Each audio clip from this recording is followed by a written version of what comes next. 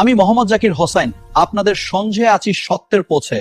তুচ্ছ ঘটনাকে কেন্দ্র করে তুলকালাম কান্ধ ঘটালো আশুলিয়ার ড্যাফোডি ইন্টারন্যাশনাল ইউনিভার্সিটির শিক্ষার্থীরা। রেড খাগান এলাকায় 2 ইন্টারন্যাশনাল ইউনিভার্সিটির ছাত্ররা মিলিত হয়ে ভাঙচুর করেছে ওই এলাকা। অগ্নিকাণ্ডে অনেক গাড়ি পুড়িয়ে দিয়েছে এবং দোকানপাটও ভাঙচুর করেছেন।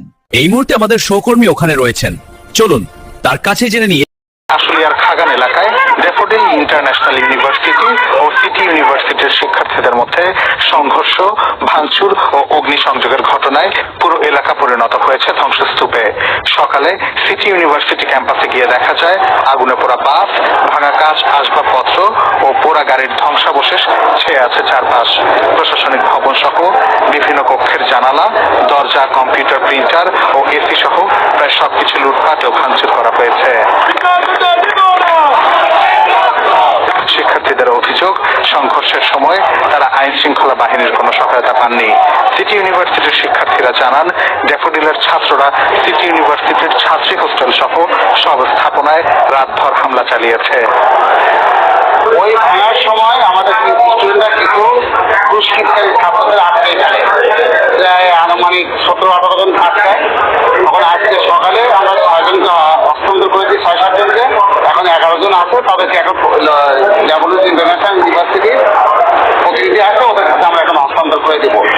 ইতিমধ্যে ড্যাফোডিল ইন্টারন্যাশনাল ইউনিভার্সিটি আমাদের বলেছে তদন্ত করে আমাদের যাবতীয় ক্ষতিপূরণ উনি প্রদান করবেন। অন্যদিকে ড্যাফোডিল ইন্টারন্যাশনাল ইউনিভার্সিটির মুখপাত্র জানান, ঘটনাটি জানার পরই তারা সেখানে গিয়ে পরিস্থিতি শান্ত করার চেষ্টা করেন। তবে সিটি ইউনিভার্সিটির শিক্ষার্থীরা তাদের শিক্ষার্থীদের একটি বাসায় হামলা করায় পরিস্থিতি মবে পরিণত হয়। গ্রুপ ইন্টারেস্ট আসছে যখন সিটি ইউনিভার্সিটির ছাত্ররা গ্রুপ ইন্টারেস্ট হয়ে গেছে, যাওয়ার পরে যেটা হয়েছে, তারা যখন এভাবে গেছে, আমাদের প্রক্টর মহোদয় সহ আমরা কিন্তু বিভিন্নভাবে যোগাযোগ করেছি ওনাদের সাথে, আপনারা আসেন, আমরা একটা সলিউশনে যাই। আর না আসলে তো সব সলিউশন হবে না।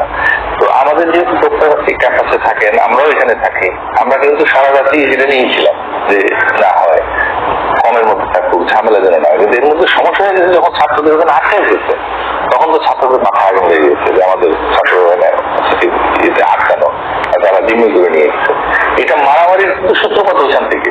এর আগে রোববার রাতে সিটি ইউনিভার্সিটির এক শিক্ষার্থী অসাবধানতাবশত থুতু ফেললে তা ড্যাফোডিলের এক শিক্ষার্থীর গায়ে লাগে।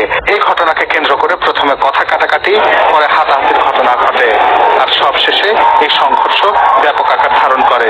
সিটি ইউনিভার্সিটিতে রাতভর ড্যাফোডিলের শিক্ষার্থীরা তাণ্ডব চালায়। এতে উভয় বিশ্ববিদ্যালয়ের অন্তত 200 জন শিক্ষার্থী আহত হয়েছেন।